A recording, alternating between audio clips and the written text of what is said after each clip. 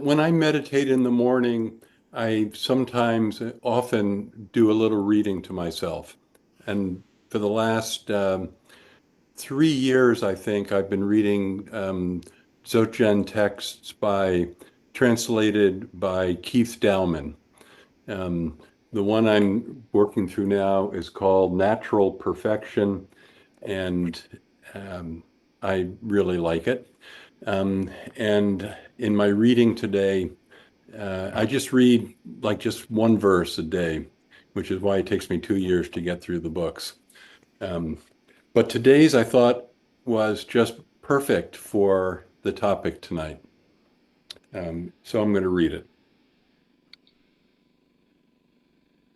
And it's a reading, but the prayer is that we can pull from the discussion tonight um, the essence of what this reading is. Innumerable eons ago, Samati yogins with good fortune and karmic connection, with faith in me, the supreme source, and and in my total presence, perceived that there were no views to cultivate, no commitment to keep, no ideal conduct to strive in, no path to tread, no climbing spiritual levels, no karmic cause and effect, no duality of ultimate and relative truth, and nothing to cultivate in meditation. And seeing that there was no mind to develop and no remedy, they saw the nature of mind. They saw the true nature of mind. Wonderful. And in that spirit, in the spirit of seeing the true nature of mind, let's sit and meditate for 10 minutes. I have a gong even to ring, thanks to Dave Chiller, who sent it my way. So hopefully you'll be able to hear it all. So get into your meditation posture and inhale and exhale through the nose.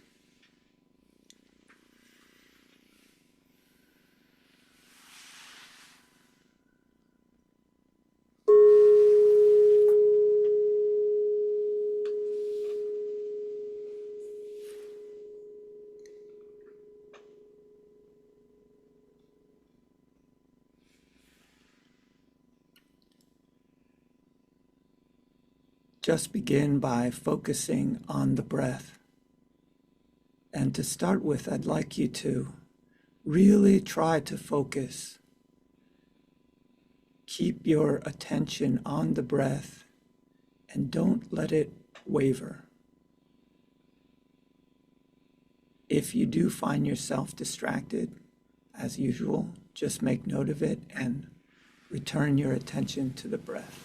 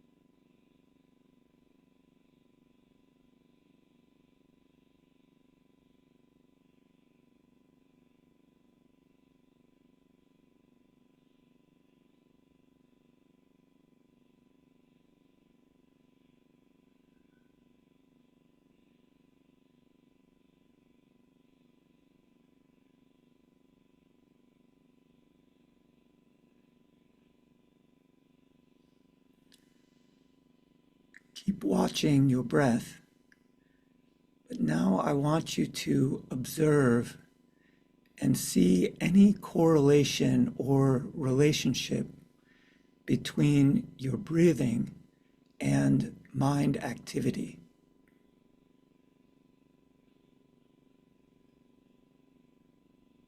So watch both your thoughts, the arising of them, the falling of them, and the cycles of the breath, and just observe.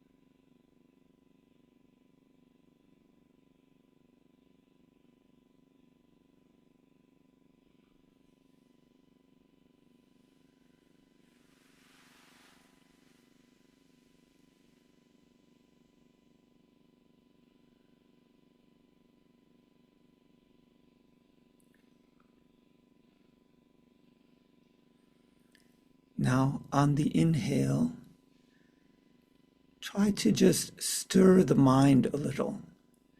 Just allow thoughts to arise just a little on the inhale. And on the exhale, allow them to subside. On the inhale, stir the mind just a little. Doesn't have to be even full-blown thoughts, but just the precursors of thought. And on the exhale, allow thoughts to fall away.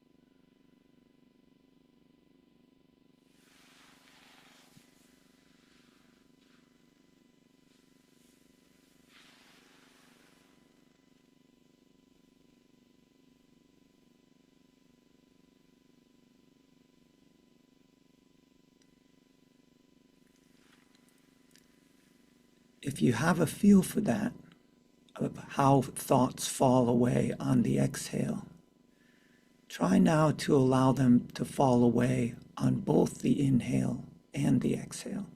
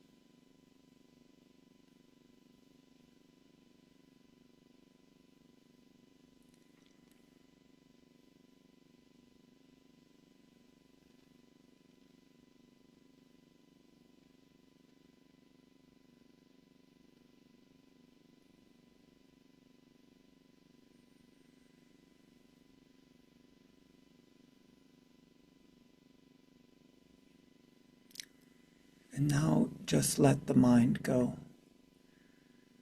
There's no need to watch your thoughts. There's no need to watch your breath. Just allow all thoughts, all phenomena to come and go as they will, without grasping and without resistance.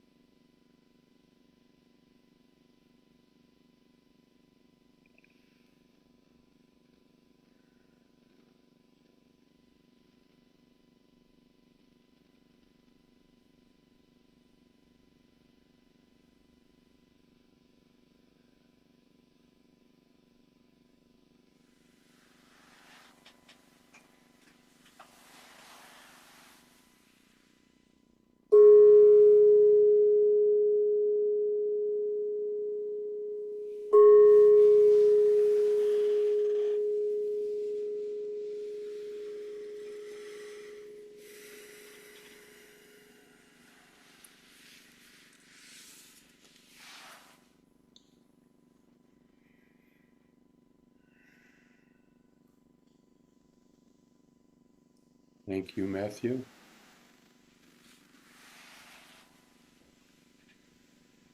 Now, hopefully someone has benefited in some way from Matthew's teachings and is able to share that with us. Um, and please, when you do this, make it short so we can get to the teachings. But, or if you struggled with something, that would also be helpful. Anybody have any comments?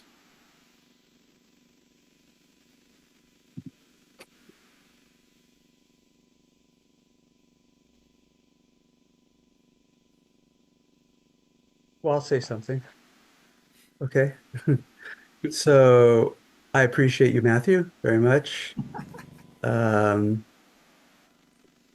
I've said this before, and I think one of the main things that Matthew's um, teachings has supported me doing is penetrating concepts better than I used to. Um, and it's just helped me go deeper into my uh, levels of consciousness. Um, that's been really helpful. It's helped me question my belief systems in certain ways. It's helped me come face to face with a lot of things that I never really thought about in the same way, um, like death. I mean, I came face to face like not that I really know what death is, but I kind of maybe thought I did or something. I don't know, and now I definitely don't. And that's been really helpful. That's But great.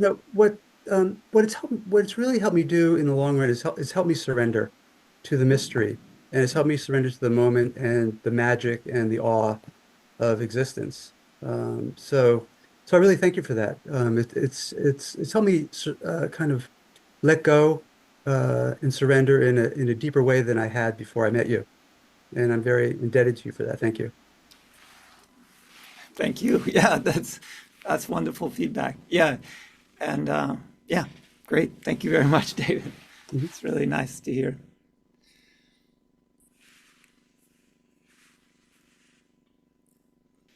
I can jump in. Good. Uh, there have been a few that have really packed a punch for me at different times. Consistently, the one that has helped the most has been the kind of the core teaching or the big teaching or the first one I heard, which is the without changing anything one. And then there was a clarification I got on that. I think it was during a time Matthew and I were having a meeting that was said something along the lines of most people fall into one of two camps. It's either they feel like they have to kind of purify themselves or become something, or they feel like they have to kind of let something go.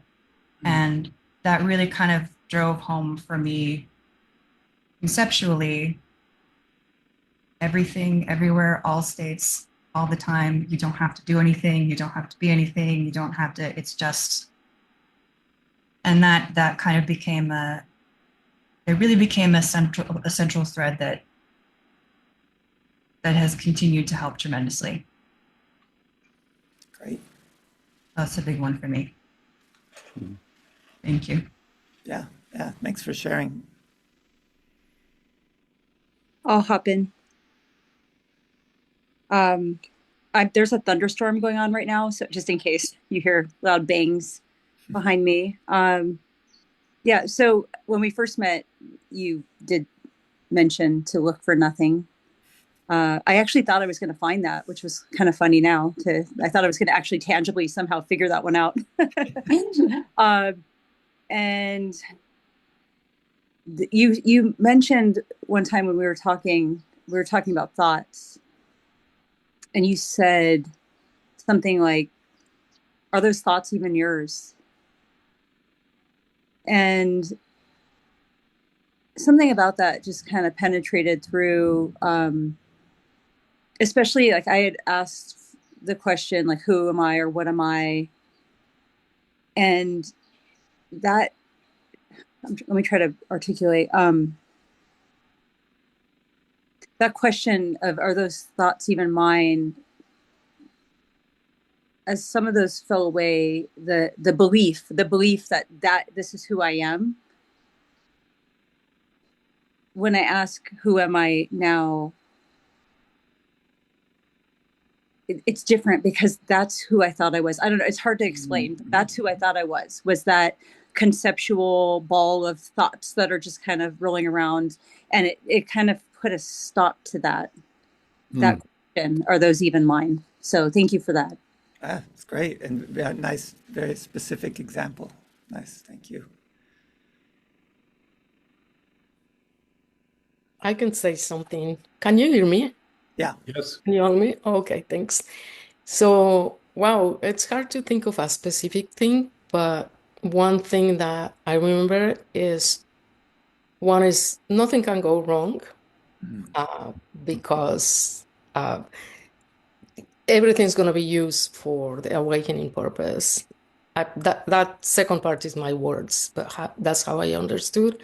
And also question everything. Like, let's say if I was thinking about an experience, I remember Matthew saying, just take it at face value. Do not interpret, do not assume things that you don't know. And that was very, very helpful for me. I remember that often. But more than anything, I think it's also been the encouragement in times that I have thought, I want to give this up. This is so hard. I'm getting nowhere. And they keep going. I remember that. In fact, I think I have no option that keep going, but the acceptance and the encouragement has been equally important than the conceptual outside part of it. Great. Thanks. Thank you, Clara. We have time for one more, and then I'm going to start our discussion if anybody wants to say something.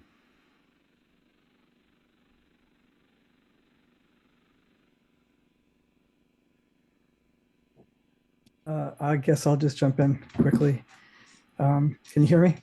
Yep. Yeah, okay.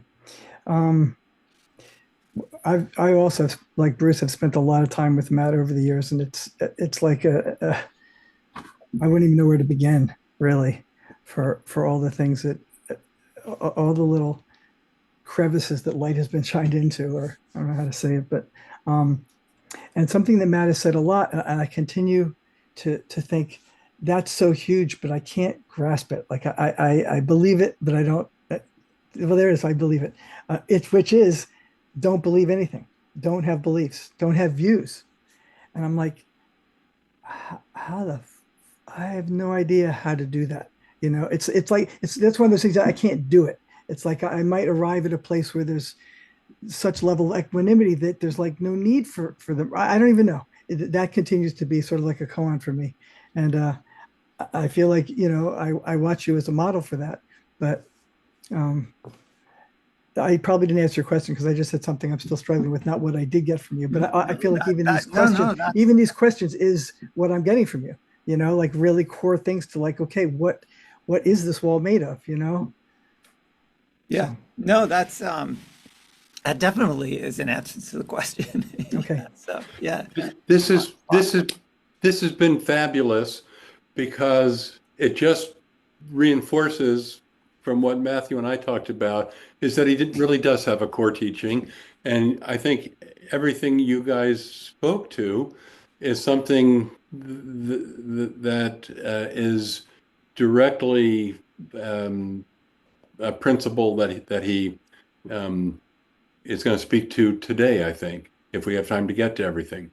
So I worked out a little bit of a sort of a question and answer approach here to try and get, I think there might be 9 or 10 different little points we want to try to cover. So I'm going to ask you questions, Matthew. The first question is, what is the problem that most of us in this room feel that brings us to our practice and to you? Well, it's really a question for them, but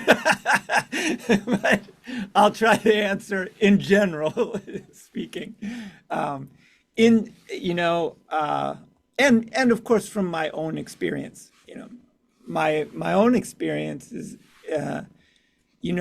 is that at some point in our life, usually quite early on, we get an idea that something is not quite right or something is missing, either in me or in the world, or and I would like to know what it is, or I would like this thing that is not quite right to be right, or this I would like to know what it is that I'm missing about life or about my life and so on. And so this kind of fundamental question that or a feeling that something is out of place is precisely what leads us to a spiritual path.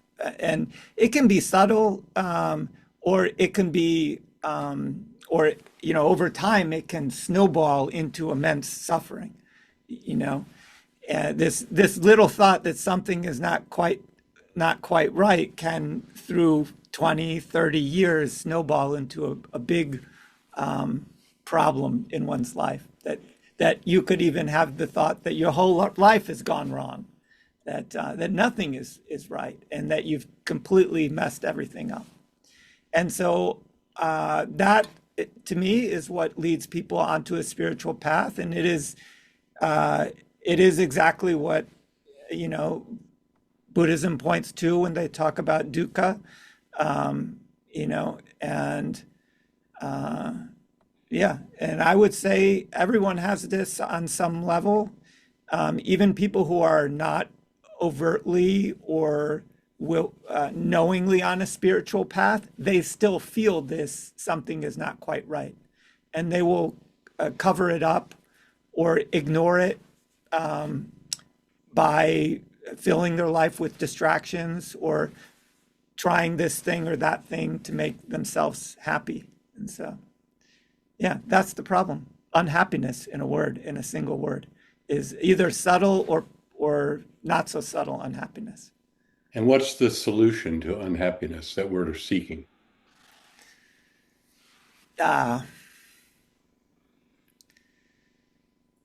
Ultimately, that's kind of mysterious, because fundamentally there isn't anything wrong. And so you could say realization of that is, the the solution, is the realization that nothing is wrong, that there's absolutely nothing wrong and nothing out of place. And in fact, everything is perfect. And this also we can imagine this in various ways. For example, in Buddhism, we imagine it as enlightenment. In Christianity, we imagine it as salvation. We could imagine it as a return to God or union with God. We could imagine it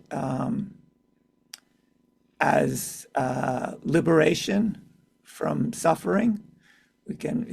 We have all these different ways of imagining it, but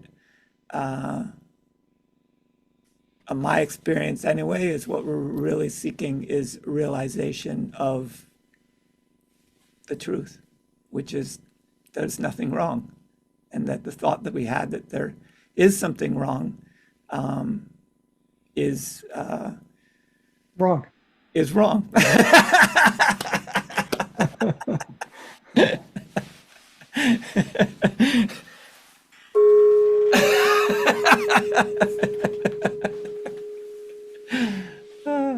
Okay. Well, so in the principles of your teachings, the first one you just articulated, that fundamentally there are no problems, nothing is wrong. So I don't think we need to say more about that. Oh, also, if you want to have a little more clarity or a little more discussion or have a question, just kind of wave or put your hand up or just interrupt us. I will say about that just of course it's a wonderful teaching, and I stand behind it 100%. And it's a beautiful message, which is in a lot of ways consoling if we are suffering. But the end of the spiritual path is not just to be consoled, which is, there's nothing wrong with that, of course, and that's why I often say this message, but to realize for oneself that there is nothing wrong. That's what really brings true happiness. And hopefully we're going to talk about ways to get there. So there's nothing fundamentally wrong, and yet in much of our experience, there are difficulties and challenges. And that's because we conceptualize them and have thoughts, ideas, and views about them. So what is also fundamental to your teaching is about views. And you advise us to pay attention to our views, and I'm not gonna, what is the right view, Matthew? Yeah. Yeah, I mean, ultimately, the right view is no view. And I should add, I talked about views on Sunday, this past Sunday too, and I should add that there's nothing wrong with views. They can be quite helpful. They can be interesting, playful, wonderful. The difficulty arises when we believe these views to be true, when we believe them to be reality, rather than a mind-created view. And that's where, for example, the idea that something is wrong is a view, that there is something out of place, or that something is missing. This is a view, and it's created by a thought. And when we believe that thought, it becomes very real to us, and this leads to various kinds of suffering. Can I jump in with a question on that? Yeah.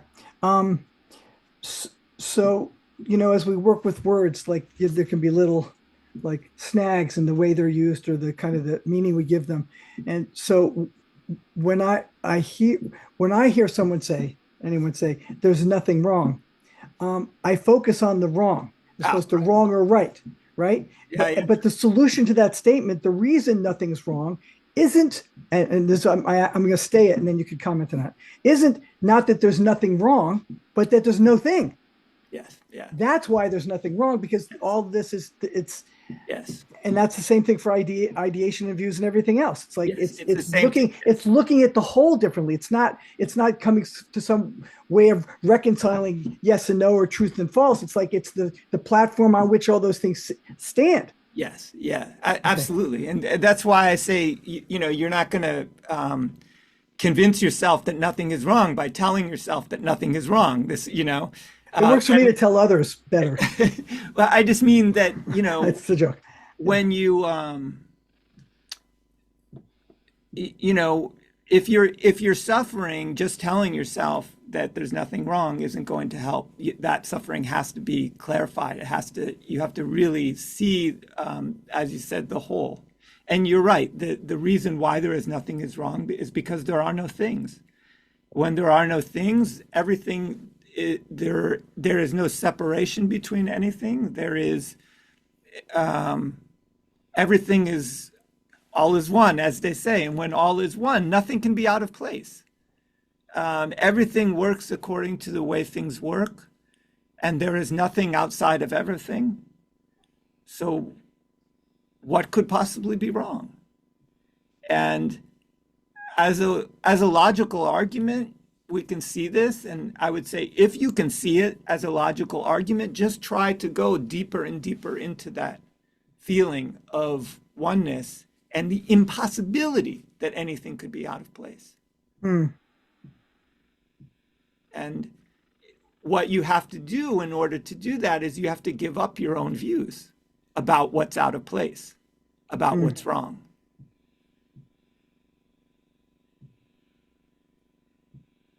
Can I make a comment?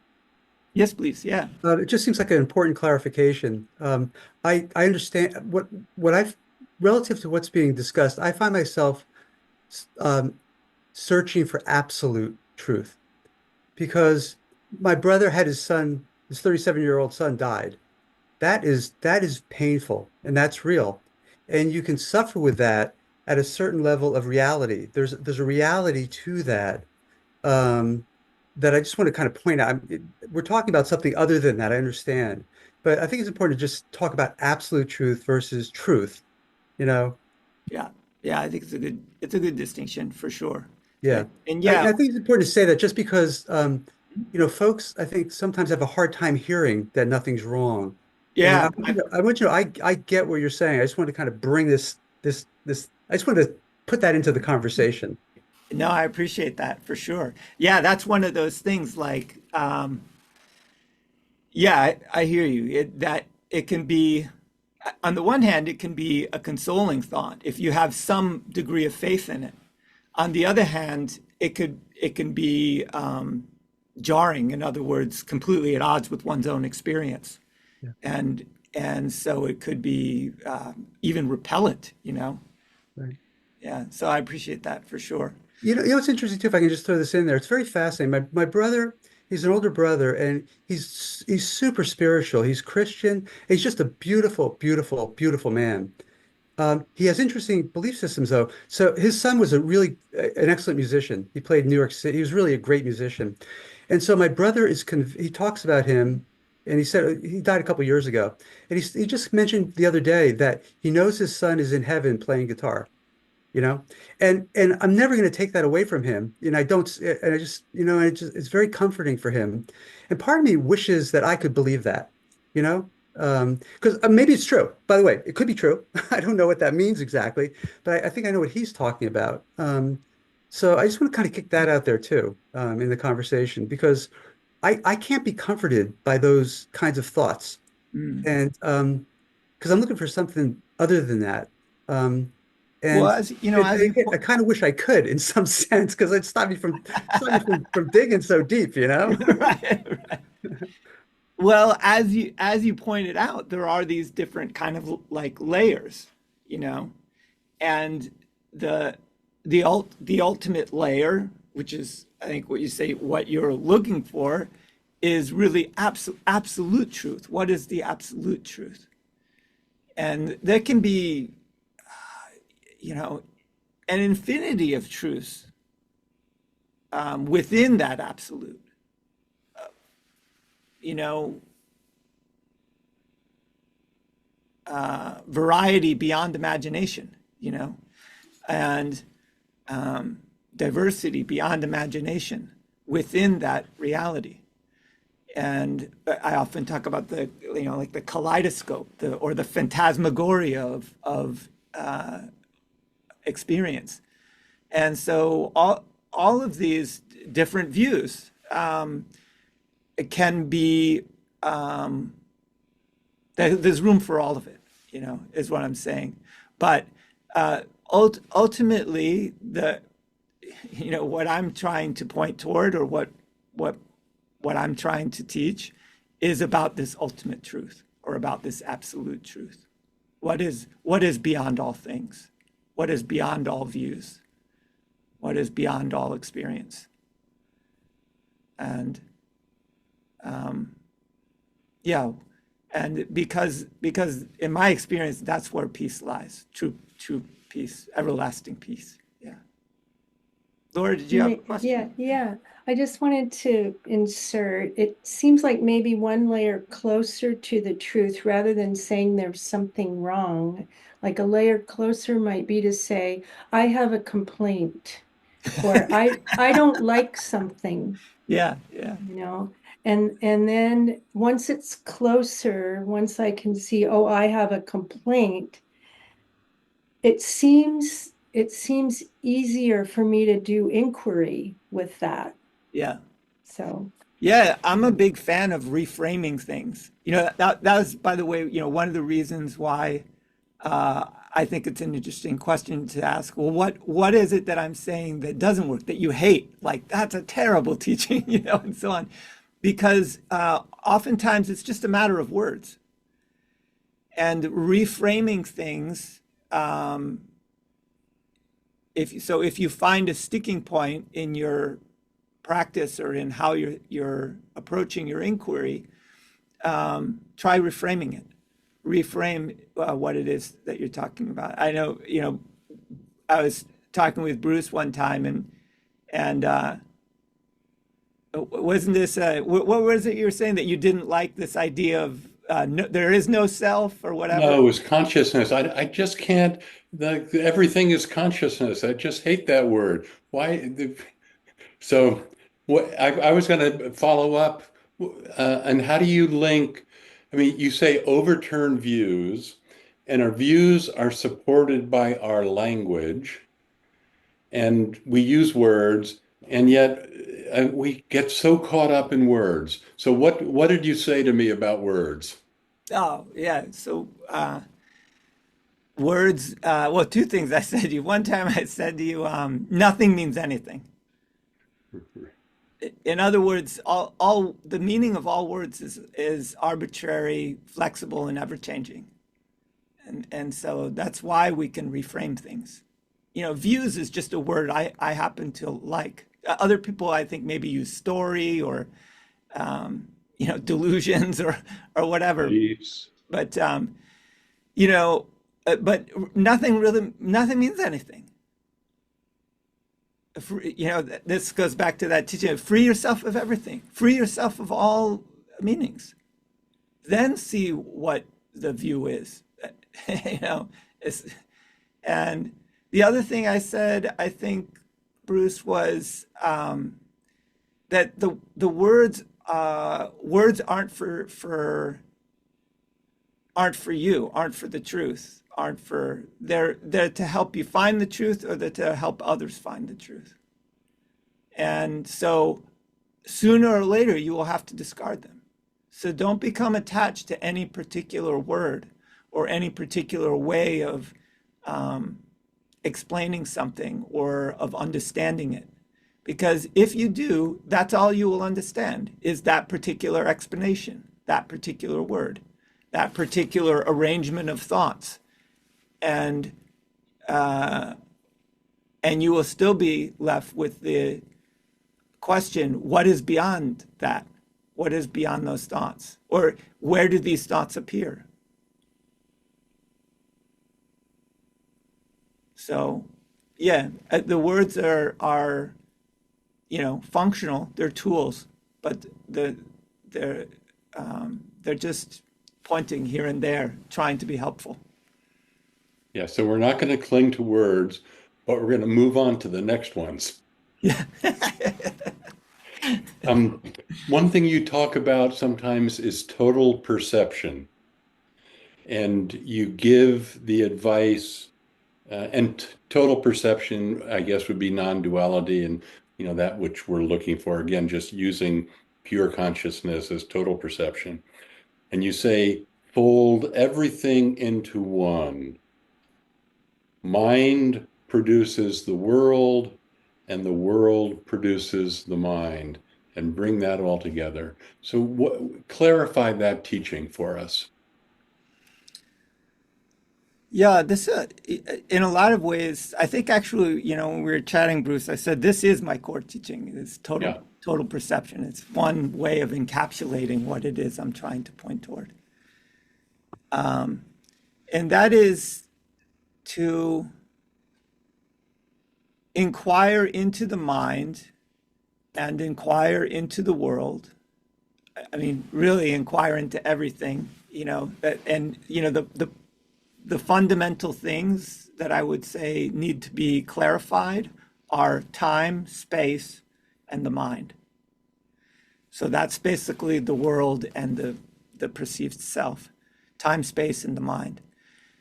and inquire into the world and into the mind in such a way that you see that perception is not a one-way street running into the backstop of the mind, which is how people usually view perception. That's how we generally understand perception is there's a world out there, various sensory inputs come in, and those are understood or interpreted in the mind. It's a one-way street hitting the backstop of the mind, and that creates your image of the world, and et cetera, et cetera, et cetera.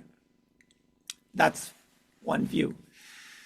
But, what I ask people to do is to, and this gets into that folding everything in teaching as well, is ask yourself, where is your mind? Where did it come from? And also ask yourself, where is this world that you see? And, you can kind of come at it from different angles, but one angle is to see that what you experience as your mind, according to your own view, appeared out of this world, right? If you think you are your body, for example, you were born, you grew up, and your mind formed. So your mind can't be separate from the world. It's not somewhere else or some other realm back in your head. It is a part of the world. It is the world. Your mind is like a feature of the world in the same way that a tree is, or the sky is, or a star is, or a table is, Your mind is like that. And the other way of looking at it is and these two ways are connected, and that's what I'm getting towards, is to look at what you're seeing and what you're hearing and so on, and recognize that what you are seeing and what you are hearing is your mind and nothing else.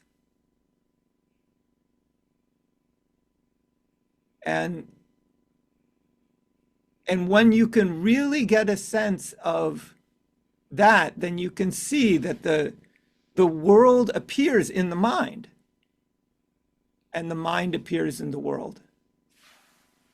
So what is seeing is that which is seen, and what is seen is that which is seeing. And this is how we arrive at non-duality, or you may have heard in various spiritual teachings that seeing, seen, and seer are all one.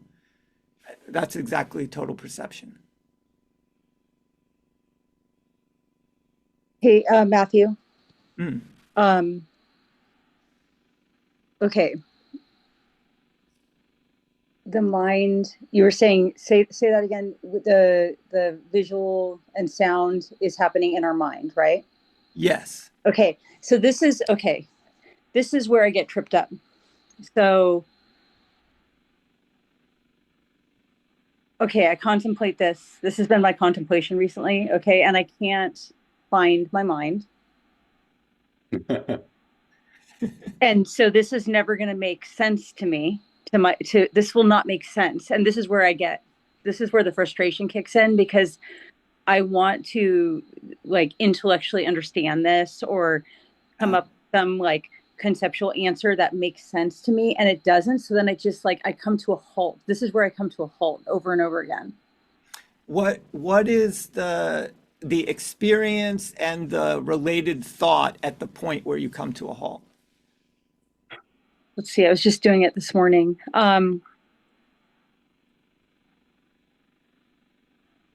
So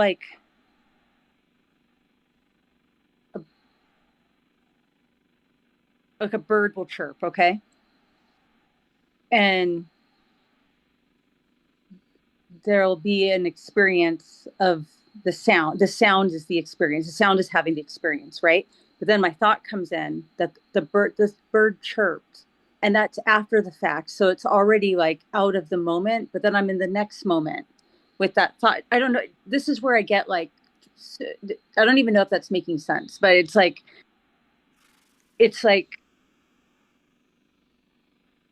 the colors are just being colors, right? And there'll be a moment where I'm it's just the green is greening. I don't know how else to say it, right? the green, and then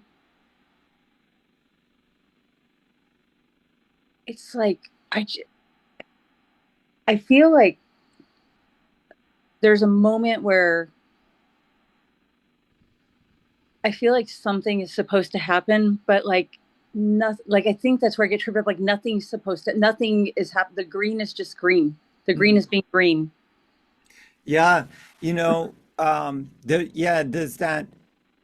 Well, one thing in there was a little bit of expectation. Like I feel like something is supposed to happen, um, and that's a way of stopping yourself.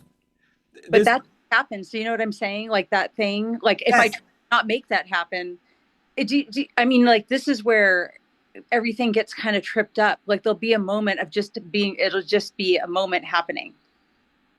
But this mechanism is a mechanism happening. exactly. You have to see that those thoughts that jump in and try to freeze things can't be frozen. And that is also a part of what's happening. Just like you said before, are those really your thoughts? Is that really your thought that jumps in? But they're kind of ruining things for me.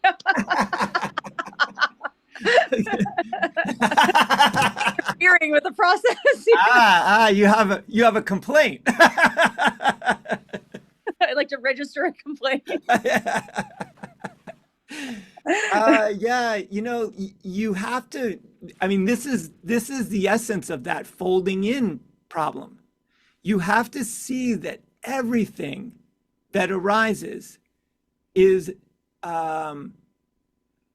just arising like everything else. Like so, whatever it is, and whether you have a complaint with it or not.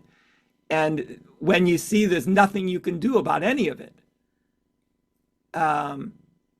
then you'll be more likely to let go. Okay. I just want to mention too, just something that does come up, and I'll be fast, is fear. When I really am like gone, I don't know how else to describe it. When things are quiet, right? Yeah. Or happening. Yeah.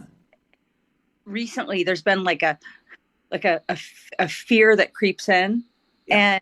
and there might be like, okay, just go with it, or sometimes there's distraction, but even the like, oh, I'm just going to go with it. It's the mechanism that's happening, right? So I'm just, I guess, just Yeah. Just allow it to be. okay. If the fear is intense, focus on breathing. Okay. But don't be afraid of the fear, and so to speak, and continue to go to that place where you feel afraid, and inquire into what are you afraid of? What are you really afraid of? Is there anything to be afraid of? It's a common phenomena, this fear. I know some people say, oh, I don't have any fear. It's like, okay, that's great. But it is a common phenomena, so much so that it's called fear of enlightenment. And it's because the mind has a view that it exists, that it is a separate entity, that it is alive, and these are all views, that it is a human being, that it lives in a material world, and it was born, and it will one day die, and between then it is existing in this body, and all these things are views. And where the teachings point destabilizes all of these views, and that's a little scary. It's like if you see that this is your mind and then ask, where is your mind? That's destabilizing. Where could it be? It's nowhere. There is no mind. You said you can't find your mind. And this is a famous teaching from Zen. A student came to Bodhidharma and said, help me pacify my mind. Help me. And he said, bring out this mind and show it to me. And he said, well, that's just the thing. When I look for it, it's nowhere to be found. And Bodhidharma said, there, it's pacified. Thank you.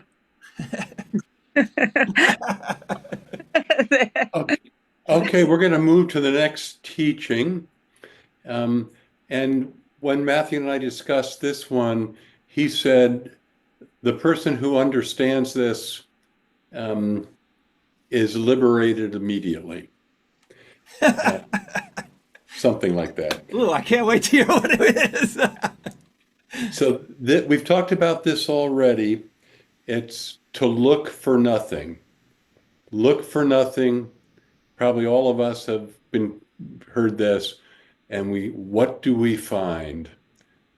So explain this teaching, Matthew.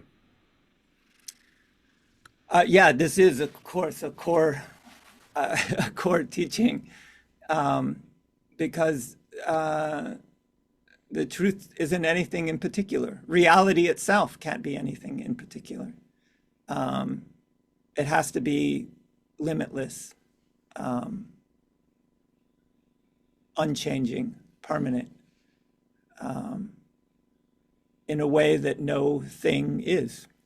And so various people have put it different ways, which can be helpful in inquiry.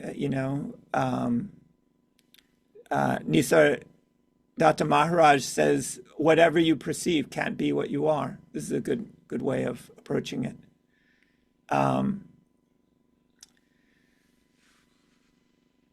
And I will add, what we were just talking about. If you see all of this as your mind, that all of your experience is your mind, and then ask yourself, where is your mind? That where points directly to this nothing.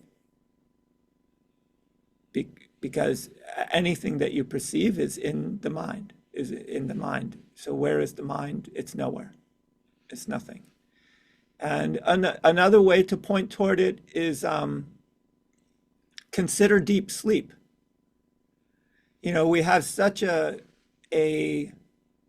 attachment to the view that our life is the waking life, that's what is important. But consider your experience of deep sleep, where there is no mind, no world, no time, and no space. And yet we love it. It's so peaceful. And we know it's peaceful because when we awake, we say, I slept so well, it was wonderful, So this piece of deep sleep needs to be known in the waking life too. And the deep sleep, if you contemplate it, is very close to this nothing because there is no particular thing there. Again, the mind disappears, the world disappears. There are no colors, there are no shapes. There is, you could say, if you ask people to describe deep sleep, they will say, well, it's nothing, or it's a blank, And if you think it's a blank, ask yourself, who sees this blank? Who experiences this blank? So these are all different ways of trying to point toward nothing. And if you set out to look for it, and you're determined, which is good. It's good to be determined to find it. What you will find is it's a process of elimination. Not this, not this, not this, not this, because that's something, that's something, that's something, that's something, that's something, that's something. And if you keep doing this, eventually the mind will start to catch on. Will start to, we could say, learn that nothing is going to satisfy you because those are all things. No matter how many things you think up or how many things you look at, it's going to be something. A thought, an explanation, a model of the universe, a metaphysics. But those are all things. Those are all mind created. Even the mind is mind created. As Bodhidharma pointed out, there is no mind. That's just a thought.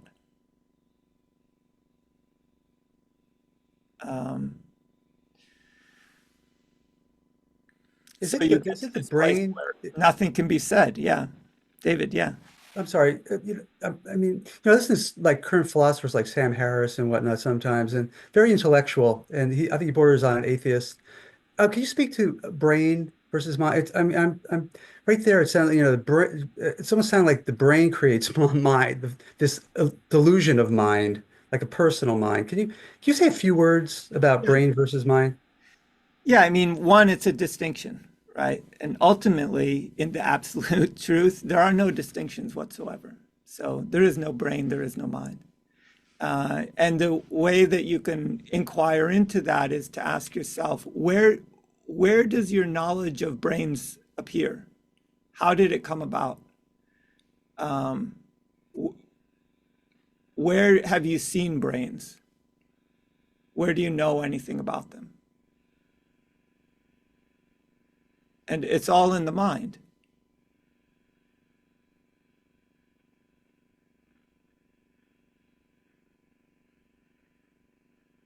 That was good. Never heard it kind of put that way. I thought you'd give me something good. Thank you. Yeah. Yeah, that's somebody mentioned earlier about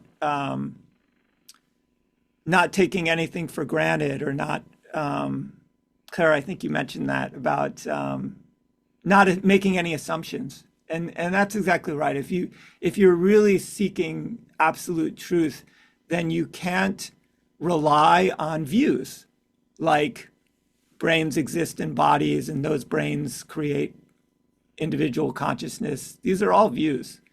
We don't fundamentally know any of these things.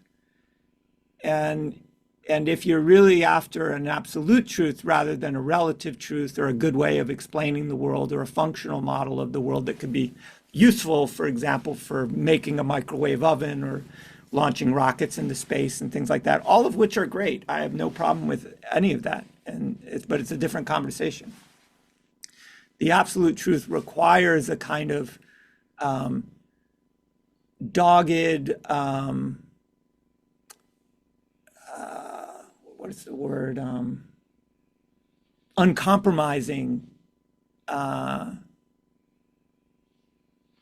integrity to truthfulness and to what do you really know for sure. And if you look at things very, very plainly, I have no experience of brains outside of my mind. You know, even if I were a brain surgeon, that would still be true. Every brain I ever looked at would appear in my mind. Matt, in the way you're using the word mind, is it fundamentally or at all different from consciousness as a whole? Because I think of it kind of as it is, and I'm just want to make sure I'm not thinking about this wrong. Words. Those are they're just words. The point here is to get beyond all the words. So what if there's no mind? There's no consciousness, there's no brains, there's no body, there's no world. Everything is just one image, this image that is composed of images and sounds and thoughts, feelings. Well, I ask because we have an experience of perception, of feeling, of thinking. Yes, Um, yeah, yeah, that is what normally we think, well, that's a consciousness itself. We are conscious of yeah, phenomena. We'll call it yes, phenomena. yeah. We could call this mind, the mind. Okay, Yeah, yeah. Okay, I'm going to good. take us to the next one because we're already not going to get through this all. But we're talking about views and we're talking about looking for nothing. And then this is one, many of our favorite was mentioned earlier, teaching without changing anything, free yourself of everything now.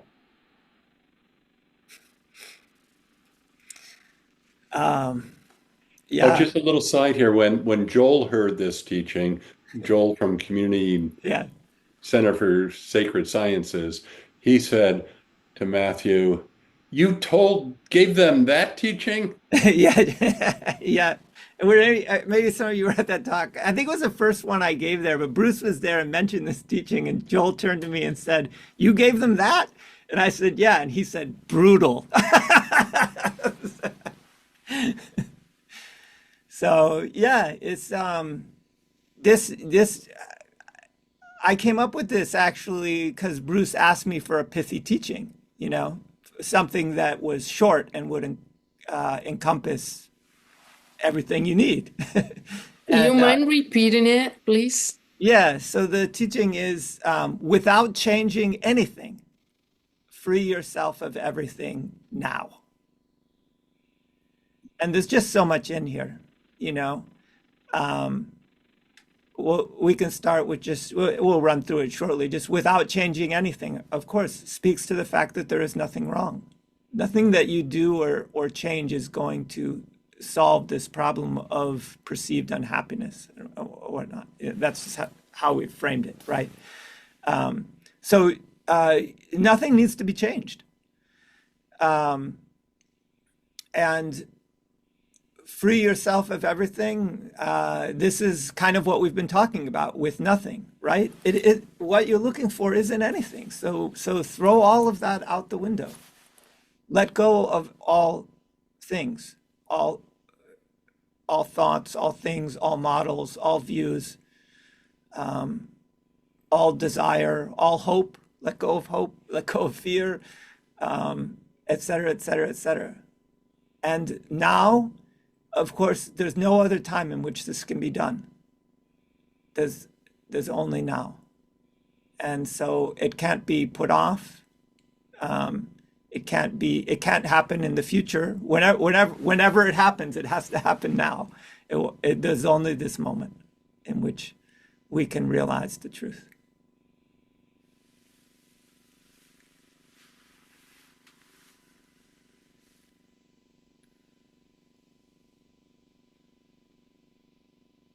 Are we all free of everything suddenly? It's just so good. It's everything right there. It's so good. I forgot that I had requested that teaching. Yeah, thank you. It was, Thank you, Bruce. the thing is like, the mind's always trying to change something because it's always complaining about something, rarely not complaining. So it's compulsive. Yeah. Yeah. And that's when you have to fold that in. You have to see there's nothing you can do about it because it's not even your mind. You're not even in control of it. You know, like you said, it's compulsive. It's reactive. It's happening. Everything is just happening, including your own mind. So if we could find nothing, our search would be over. If we could free ourselves of everything right now, our search would be over. But for some of us, it hasn't been that easy. So you have another teaching on clarification. And this is sorting through our views, which you've talked about already, and eliminating them piece by piece. It's the longer way of throwing everything out, freeing ourselves. So let's talk a little bit about clarification, if you would. Yeah. So, by the way, I view this clarification as the bulk of our spiritual path and the bulk of our experience in life is this process of clarification. And I call it a process because it's not just a practice, although all spiritual practices are aids to clarification, basically. But it's also just a process that's happening in your life. You know, when we start with that initial unhappiness, like let's say I start with the thought that there's something I would like to know. There's something I'm missing. What is that thing? I want to know what's going on. What, you know, as I sometimes say, what the heck is going on? This is the fundamental question we have in life. What the heck is going on? What is all this? And so if that's my question, I look out at the various things that are offered. You know, there are various religious views, there are philosophical views, et cetera, and there are also various proposed solutions to this unhappiness, like, you know, a meaningful career or lots of money or a good relationship, you know, or there are many different we come up with many different strategies for dealing with our unhappiness, and for each one we think this is it. This is gonna this is gonna make me happy. And then that's why we go in for it, you know. And bit by bit, none of these things work out, or at least that was my experience. If you proceed long enough on these things, you will become, even if they work out, you will become disillusioned of that idea that that thing is going to make you happy. You know, so if you, and you can see how people do this. They follow one religion and then they think, oh no, that's not right. This other thing sounds more convincing. That's got to be the right path. That's going to lead me to the truth. And so we bounce around looking for various things. And each time, if we proceed long enough, we will be disillusioned of the hope that that thing would solve the problem that we have, or it would make us fundamentally happy. And life is like this. We just become disillusioned over and over and over that any particular thing is going to make us happy. And that's the process of clarification. And then in spiritual practice, teachers have given us practices to do that speed this process along. In other words, that point out that that everything is impermanent, that nothing can be held on to, that whatever the truth is, it must already be present. It isn't something that we can go out and find somewhere else. It has to be right here, regardless of circumstances. And so that's the process of clarification. And it leads to disillusionment of all things, which leads to letting go of all things, which leads to finding nothing, Okay, so we've been disillusioned or got clarification, and then you have a teaching on direct inquiry into the fundamental aspects of reality. So as we progress, we've clarified, now we're getting someplace, as you like to say sometimes. Yeah, right. Now we're getting someplace. Yeah, so I think this comes at the end when you're really disillusioned of everything, or there's no reason to wait too. You can start right away in this direct inquiry, but the basis of this is a fundamental inquiry into the nature of time, space, and the mind, because these are kind of the the trinity that make up what we think of as reality. And time and space being the world, and the mind being your conscious experience of it.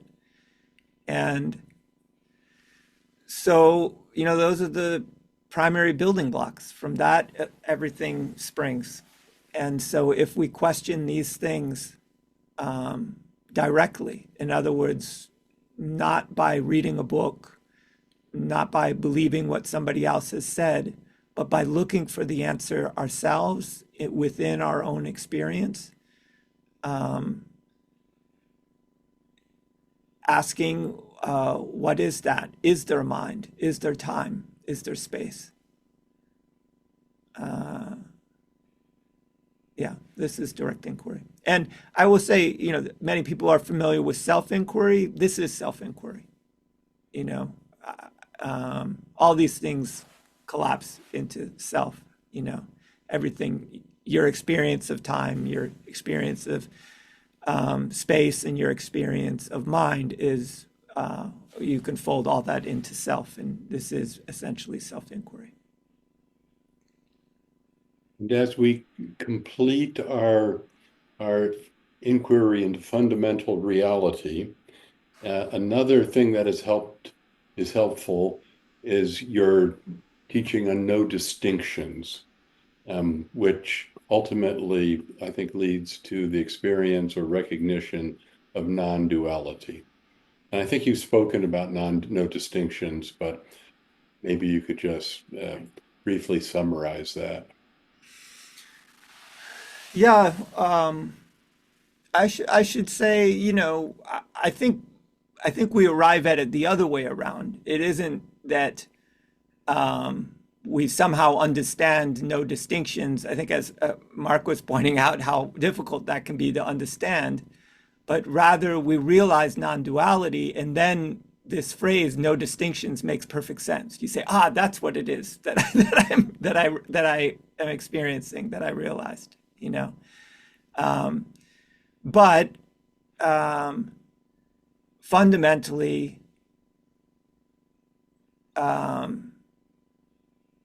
there are all distinctions are mind created. You can put it that way. Or all distinctions are imaginary. In other words, there are no real distinctions. There are, of course, imagined distinctions and mind created distinctions, and they can be very helpful and functional, and like I said, lead us to develop technology and order our lives in various ways, and that's all great, and I have no complaint about it. But the spiritual path points us towards recognizing that those distinctions aren't fundamentally real. They are a constructed view. And all distinctions are like that. So if you ever have a question about, is it like this or is it like that? You're already making a distinction. Is it this word? Is this word? Is it mind or consciousness? Is it this world or the next world? Is it inside or outside? See, these are all distinctions. Is it me or you? All distinctions. And this leaves the mind quite bewildered if you follow it. And that's a good place to be with regard to spiritual path, I would say. Yeah. And when we overcome or get through this bewilderment, we might discover, recognize what you call sometimes fundamental reality. And you sort of describe that which is unchanging and permanent, yet it is nothing at all, but as nothing, it is absolutely substantial. Yeah. Yeah. I should add, I don't think you get over this bewilderment. You fall in love with it. Yeah. Hmm. Yeah, because from the perspective of the ordinary mind, no distinctions is bewildering. And so you yeah, as I said once before, the life of awakening is just continually letting go of all distinctions. There is absolutely nothing to grasp onto, nothing to fix in place.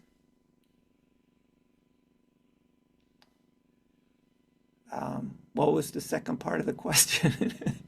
You find nothing which is substantial or something. Yes, and that's just to clarify that this nothing that is talked about is more real than what we generally take to be real, more substantial than what we generally take to be substantial. It's not nothing in the sense that it's insubstantial. In fact, it turns the table on how we normally imagine things and says all impermanent things are fleeting and like wisps of smoke, and only the unchanging reality is substantial and permanent, and that reality can be likened to nothing or no thing.